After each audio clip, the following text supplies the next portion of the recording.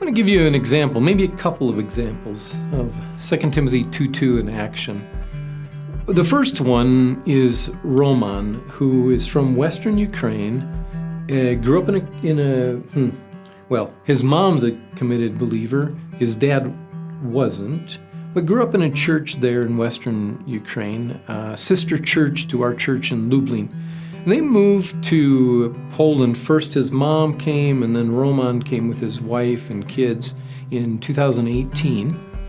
Roman had already done a little bit of theological training in Ukraine, and he was already serving in the church where he was.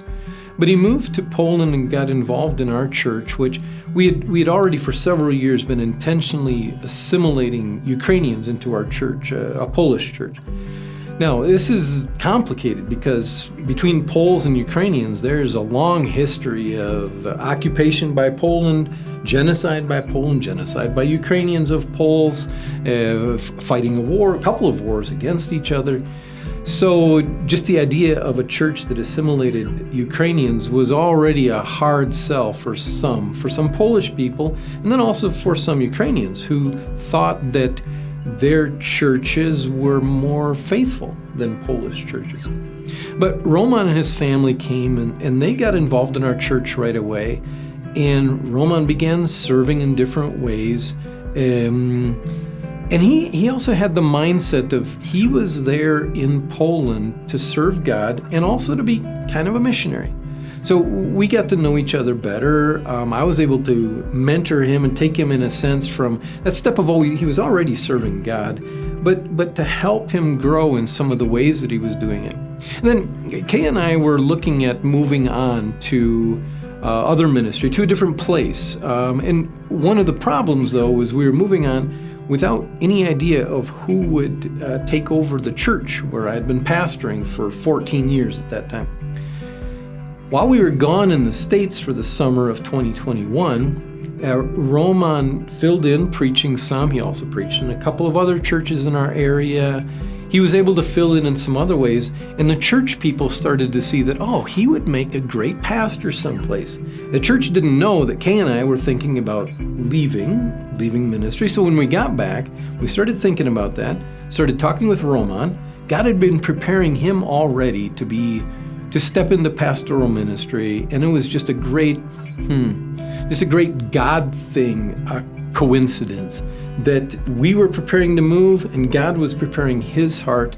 So then we called him as our intern pastor in 2022, and in the midst of a lot of crisis over the next couple of years, I mentored him through the process that the Polish Baptists have for new pastors to become a pastor and become ordained. And hopefully then in January, when Kay and I are back in Poland for a little while, he'll be ordained.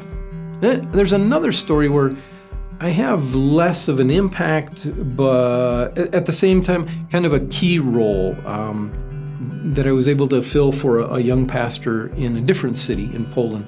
I'm not going to mention his name. He's a former gangster and still has some issues sometimes with there was for a while part of his gang that wanted to eliminate him. But anyway, he came to Christ miraculously. He started leading a house church, and that's where I first met him, doing research on house churches in Poland. And then he and I went together on a short-term missions trip to Moldova, and I got to know him a lot better. And we just connected really well as friends, even though he's 20 years younger than I am. And so when then the house church that he was part of became part of a larger fellowship within the Baptist Union. So he also started to think about going through this ordination process and asked me to be his mentor for the training process that young pastors have to go through in the Baptist Union.